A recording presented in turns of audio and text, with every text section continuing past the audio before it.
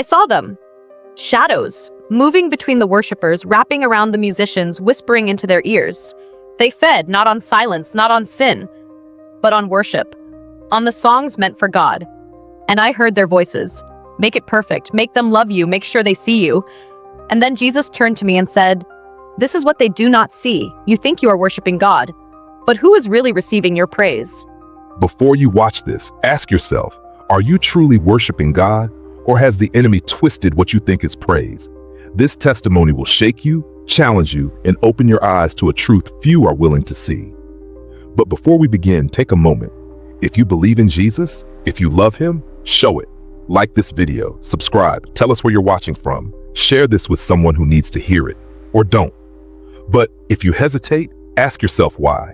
Is it fear, doubt, or maybe you're not as close to him as you thought? My name is Sarah Monroe. I was 36 years old, living in Toronto, working as a freelance artist. My life looked normal from the outside, nothing unusual, nothing that would make anyone stop and ask if I was okay. But I wasn't okay. I had been struggling with addiction for years. Painkillers, sleeping pills, whatever would help me feel nothing. I thought I had control over it. Until the night I didn't. I don't remember slipping away. I don't remember my heart stopping. One moment, I was in my apartment, my body growing heavy, my thoughts slowing. The next, I was somewhere else. I was outside my body, watching myself. The paramedics were in my apartment, moving fast, their voices sharp, frantic. But their panic felt distant, like a fading echo. I should have been terrified, but I wasn't. Something pulled me upward, weightless, like I was being carried on an unseen current. The walls of my apartment disappeared. The city lights vanished. And then, there was nothing. Just silence, just light. He was there. Jesus. He didn't ask me why I was there. He didn't condemn me, he just looked at me. And in that moment I knew I was seen. Every failure, every secret, every lie I had told myself to justify my addictions, he saw all of it. And still, he didn't turn away. He reached out and said my name. And the moment he spoke, everything changed. I thought I was in heaven, but Jesus showed me something else first. I saw them, creatures hiding in the music, shadows feeding off the worship. I saw the devil's hand inside the very praise that was meant to glorify God. Jesus turned to me and said, "This is what you must understand." The moment Jesus spoke my name, the world around me broke apart. The walls of light that had surrounded us faded, and in their place, something vast and endless stretched before me. It was not heaven, nor was it hell. It was a place in between, silent, weightless, yet heavy with something unseen. I felt my soul being drawn forward, though my feet never touched the ground. The air shimmered like waves of heat, shifting, bending, revealing things that should not have been hidden. I looked to Jesus, and his eyes held no fear, only sorrow. He raised his hand, and in an instant, the silence cracked. A sound filled the space. Faint at first, then growing. A chorus, layered voices, rising and falling like the tide. It was beautiful. It was terrible. And I knew at once that I had heard it before. It was worship. I turned and saw them. Churches, many of them. Some grand, some small, each filled with people lifting their hands in praise. Music swelled through the air, lights pulsed in rhythm, screens flickered with lyrics that poured from thousands of lips. By all appearances, it was perfect. But Jesus whispered, "Look again." And then I saw it. Beneath the melody, beneath the voices, something moved. Dark shapes slithered between the worshippers, unseen by human eyes. They curled around the musicians, whispering into their ears. They wrapped themselves around the microphones, the speakers, the instruments. I watched as a young worship leader stood on stage, her voice ringing out in praise, but I could see the weight pressing down on her shoulders. She was exhausted, drained, yet she smiled because she had to. The crowd cheered, their hands swayed, but their spirits remained untouched. Jesus turned to me again. "Do you understand?" I shook my head. "This is worship. They're singing to you." His face darkened. "No, they think they are." He raised his hand once more, and the air around us shifted. The walls of the churches became transparent, revealing what lay beyond the surfaces. I gasped. The worshippers weren't looking up, they were looking at themselves. Some adjusted their hair in the reflection of their phones. Others checked their live stream numbers. Worship leaders glanced at the cameras, making sure they were captured from the right angle. The sound changed. The music that had once felt powerful and divine now felt hollow.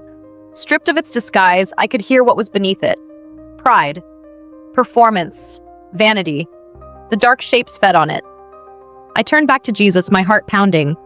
This isn't possible. This is the church. His voice was steady. This is what the enemy has done. I felt a pull inside me, something breaking. My own memories came rushing back, leading worship, standing beneath bright stage lights, hearing the applause, feeling the satisfaction of a job well done. But had I ever truly worshipped? Had I ever given praise without thinking about how it sounded, how I looked? Shame burned in my chest. I looked at Jesus expecting to see anger, but there was none. Only grief. And then a question. Sarah, do you see why I brought you here? Jesus looked at me, his eyes filled with sorrow. He didn't need to speak. I could feel the weight of what he was about to show me. The air around us shifted again, and suddenly we were standing inside a massive church. Thousands of people filled the room, their hands raised, voices lifted in praise. The music swelled, perfect and powerful. The lights moved in perfect sync, and the screens magnified every movement on stage. It was breathtaking, but something was wrong. Jesus lifted his hand, and the world around me changed. The walls, the stage, even the people themselves began to fade, like mist burning away under the morning sun. What remained was the truth. I gasped. Dark figures moved unseen among the congregation. Their forms twisted and stretched, weaving between the worshippers, whispering in their ears. They latched onto the musicians, coiling around their instruments, pressing close to the singers. They clung to the worship leader, their mouths at his ear. I could hear what they were saying. Make sure they love your voice. You're the reason they came today. Keep them entertained. Don't stop, or they'll lose interest. I turned to Jesus, shaking. Who are they? His voice was steady. They are the ones who have always longed to be worshipped. My stomach twisted. I knew who he meant. Lucifer had been heaven's worship leader before he fell. Music had been woven into his very being. He knew its power, its ability to open the soul, to shift the atmosphere. But when he was cast down, he didn't lose that knowledge. He twisted it. The dark figures were feeding, not on the music itself, but on the hearts of those who performed it. The pride, the self-importance, the desire to be seen, the need for applause. Every time a singer exalted themselves, every time a musician played to impress, every time a congregation treated worship like a concert, the shadows grew stronger. I looked back at the people, still singing, still lost in the performance. Did they not see it? Did they not feel it? Jesus' voice broke through my panic. They have mistaken emotion for my presence. They do not know the difference anymore. Tears burned in my eyes. I wanted to scream, to shake them, to make them see what was happening right in front of them. But then Jesus lifted his hand again, and the scene shifted. A different church. It was smaller. No flashing lights, no expensive equipment. Just a handful of people in a simple room, their voices rising in worship. There was no performance, no concern for how it sounded, only a desperate hunger for God. And in the spiritual realm, it was blinding. Light poured from their worship like fire, driving away the darkness. I saw angels standing among them, their wings brushing the walls, their voices harmonizing with the people. There was no audience here, no one performing, only worship. Jesus looked at me. Do you see now? I nodded, my heart pounding. I saw how the enemy had not stopped worship, but twisted it. How he had made it about music, about talent, about spectacle. How he had shifted the focus ever so slightly off God and onto the people leading it. How he had convinced the church that if it looked powerful, if it sounded beautiful, then it must be anointed. But the true power of worship was not in how it looked. It was in the heart from which it came. Jesus' voice was soft but firm. The enemy cannot create, only corrupt. He has taken what was meant for my glory and made it his stage. And my people, they do not see it. I dropped to my knees.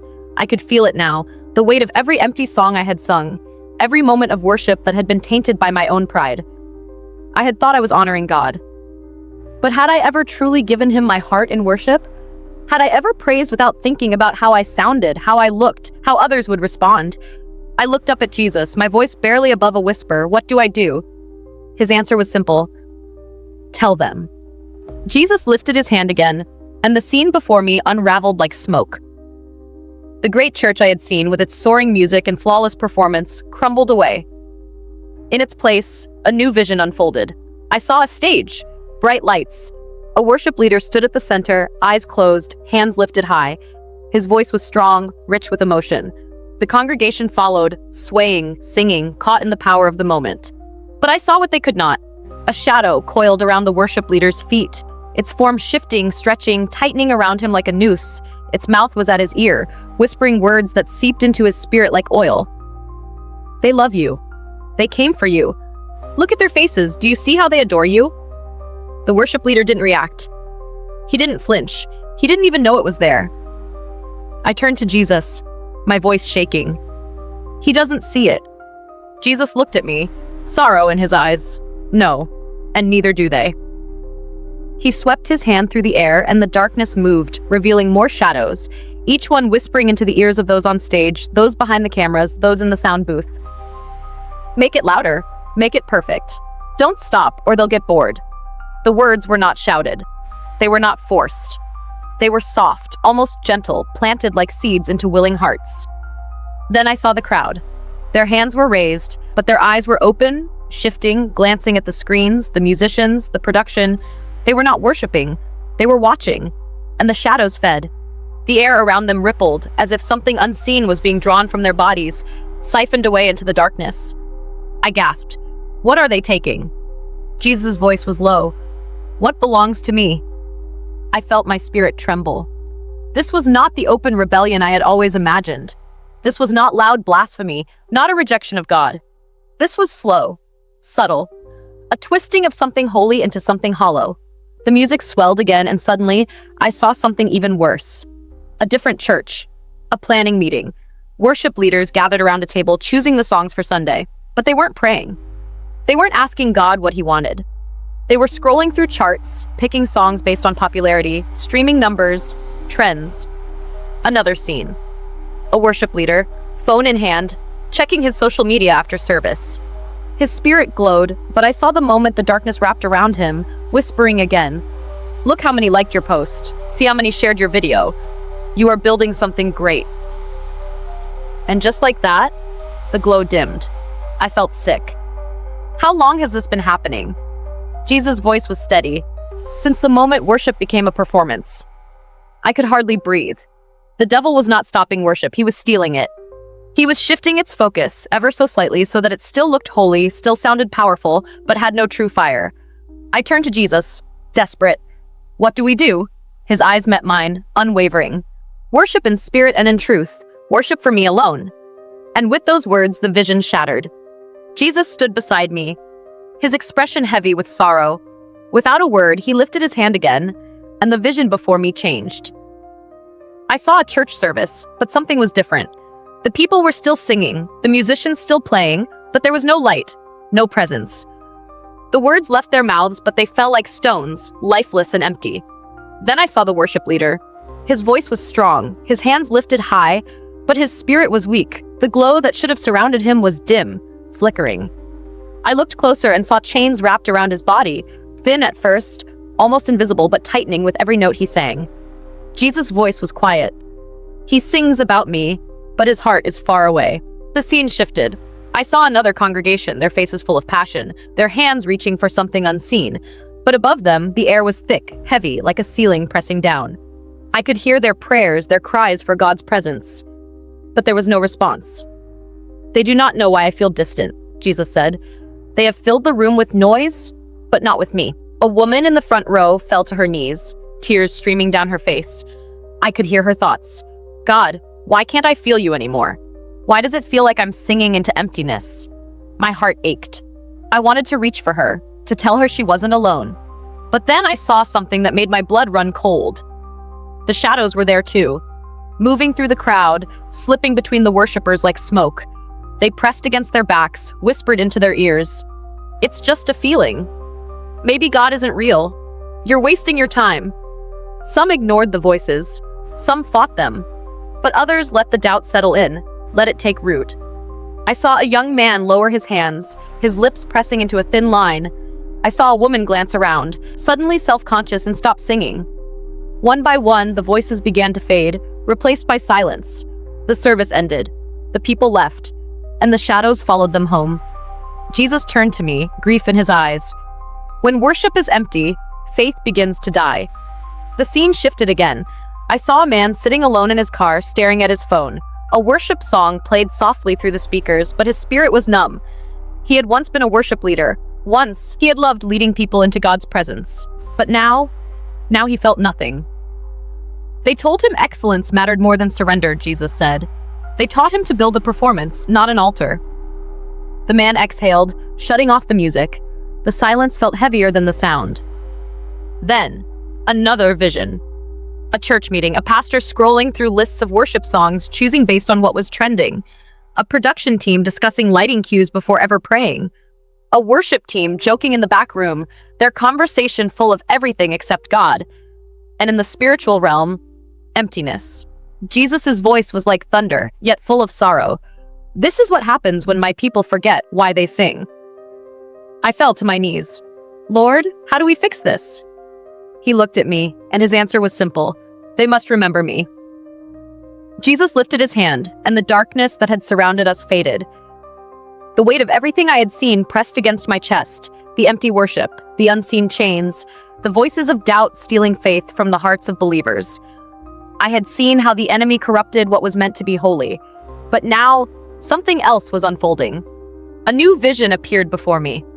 I saw a small room dimly lit. No stage, no flashing lights, no sound system. Just a handful of people kneeling on the floor, their hands lifted, their voices trembling as they sang. Not to impress, not to perform, but to reach for something real. And then, I saw it. A presence filled the room, not in flashes of light or waves of sound, but like the steady glow of a fire that had never gone out. The air itself seemed alive. The ground beneath them pulsed with something unseen. They did not need music to stir their emotions. They did not need perfection to feel close to God. He was already there. Jesus spoke. This is worship. His voice was not loud, but it carried through my being like a current. I could feel it in my bones. They have no audience, he said. They do not seek applause. They have come only for me. I watched as one of them, a young man, opened his mouth, his voice cracking with emotion. His song was simple, unpolished, but it carried weight. As he sang, light poured from his chest, rising like smoke, breaking through an unseen ceiling above them. And then I saw something I had not seen in the larger, grander churches. Heaven responded. Waves of light fell upon them, rolling over their bodies, wrapping around them like a living presence. Angels stood among them, silent but watching, their wings trembling in the glow. They have made themselves empty, Jesus said. So I have filled them. I turned to him, my heart burning. Is this what you want? Jesus looked at me, and for the first time since this vision began, I saw something other than sorrow in his eyes. Yes. His voice was soft, but the weight of it made me feel like I had touched eternity itself. The enemy has turned worship into a spectacle, he said, but I am calling my people back. The vision shifted again. I saw worship leaders stepping off the stage, falling to their knees, their microphones abandoned, their faces buried in their hands. I saw churchgoers closing their eyes, no longer caring about the song selection, no longer looking at the worship team, only whispering the name of Jesus. I saw pastors canceling production meetings and calling prayer meetings instead. I saw musicians laying down their instruments, asking God if they had been playing for him or for themselves. And then I saw fire, not the kind that burns, the kind that purifies. It spread through churches like a wind, unseen but unstoppable. It burned away everything that had been built on pride. It consumed false worship, stripping it down to nothing but hunger for God. And in its place, something new began to rise. Jesus turned to me. Tell them. His voice was steady, filled with longing. Tell them I do not seek perfection. I seek hearts that tremble at my name. The vision began to fade, but his words remained. Tell them, I am waiting. Jesus turned to me, his eyes piercing through everything I thought I knew. The fire of his presence still burned around us, but now it felt closer, pressing against my soul. Sarah, he said, are you a performer or a worshiper? The question cut through me like a blade. I wanted to answer, but my throat tightened. Something deep inside me resisted. Without a word, he lifted his hand again. The world shifted. I saw a worship leader standing on a stage, his voice filling the room, his hands lifted high. The crowd sang with him, their voices swelling, the music soaring. But above them, something was missing. No light, no presence, no fire. The air around him rippled. He thought he was leading people into worship, but in the spirit I saw the truth. He was standing alone. His voice rang through the speakers, but heaven was silent. Jesus turned to me. "Do you know why?" I shook my head, my heart pounding. The scene changed. Now I saw the same man in his dressing room staring into a mirror. His hands fixed his hair, his lips whispered a quiet prayer, but it was not for God's presence. Let me sound good tonight. Let them be moved by my voice. Let everything go smoothly. His Bible sat unopened beside him. His spirit, though he did not know it, was empty. The vision shifted again. A young woman sat in a pew, her hands folded in her lap. The worship team played, the crowd sang, but her lips did not move. I could hear her thoughts. This doesn't feel real. They're performing. Something is missing. She had come hungry for God, but she was surrounded by noise without presence. Then I saw another man. He had once been a worship leader, but now he stood at the back of the church, silent. He had grown tired of the expectations, tired of the pressure, tired of chasing an experience that never truly satisfied. He no longer sang. He no longer believed. Jesus turned to me. His voice was soft, yet it thundered through my soul. This is what happens when worship is stolen. I fell to my knees. I could feel the weight of it now, the slow, quiet shift from surrender to performance, the hunger for approval, the need to be seen, the desire to impress wrapped in the language of worship. I saw my own past, the moments when I had stood before a congregation, my voice raised, not always for him, but sometimes for them, for their reaction, for their applause. Tears burned my eyes. Lord, what do you want from me? Jesus reached out, his hand resting over my heart. I want your worship, not your talent, not your voice, not your stage, your worship. Then he asked me again, are you a performer or a worshiper? The fire of his presence surrounded me. I could not run. I could not hide. Neither can you. I ask you now the same question he asked me. Are you a performer or are you a worshiper? I stood at the threshold of eternity, the weight of my life pressing against me like a tide I could no longer fight. The darkness had lifted, but I was not alone. Before me, a great expanse of light stretched endlessly, pulsing like a living heartbeat. It was not empty. I felt the presence of countless souls, unseen yet near, watching, waiting. And then I heard him. Sarah, he said, his voice like rushing waters, like the wind through the trees. You have seen the truth, but now you must choose. A golden path stretched out before me. It shimmered, weaving through the light, leading to something far greater than I could understand. But to my left, I saw the world I had left behind. Familiar, yet different. I saw churches filled with people, their voices raised in songs that never touched heaven. I saw hearts empty, hands lifted high but disconnected from the one they claimed to worship. I saw faces hardened by routine, soft by habit, by self-importance. And then, another vision. I saw a single soul kneeling in the quiet of a dimly lit room, no music, no audience, just them and God. Their prayer was not loud, but it was real. Their voice trembled, their hands shook, but heaven listened. Light surrounded them, pouring from above, unseen by the world, but unmistakable in the spirit. And for the first time, I understood. Worship is not sound. It is surrender.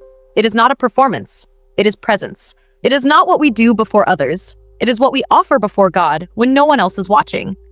Tears burned my eyes. I had spent so much time thinking I knew what worship was, but here, in the presence of the Almighty, I saw the truth. He did not desire my voice. He desired my heart.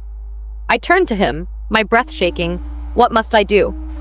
The light around me pulsed, growing warmer, stronger. His answer was not in words, but in understanding. Go back. Tell them. Wake them. Before I could speak, the world pulled away. The light faded, the presence withdrew, and then breath. My own breath. My own heartbeat. My body, heavy, cold, alive. I was here again, in this world, in this time. But I was not the same. And neither are you. You have heard this. You have felt it. Now the question remains, will you return to empty worship, to empty words, to empty hearts? Or will you lay yourself down before him, not for applause, not for recognition, but for him alone? The door is open. The light is waiting. Choose. You've heard the truth. Now what will you do with it? This is not just a testimony. This is a wake-up call. The enemy is stealing worship right from the altars of God, and most people don't even see it, but you do now.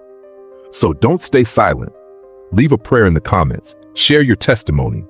And if this message has stirred something in you, let it be known. Subscribe, share this with someone whose worship needs to be set free, or don't. But if you scroll past, if you move on like nothing happened, ask yourself, was it because you don't believe or because you're afraid to declare your love for him?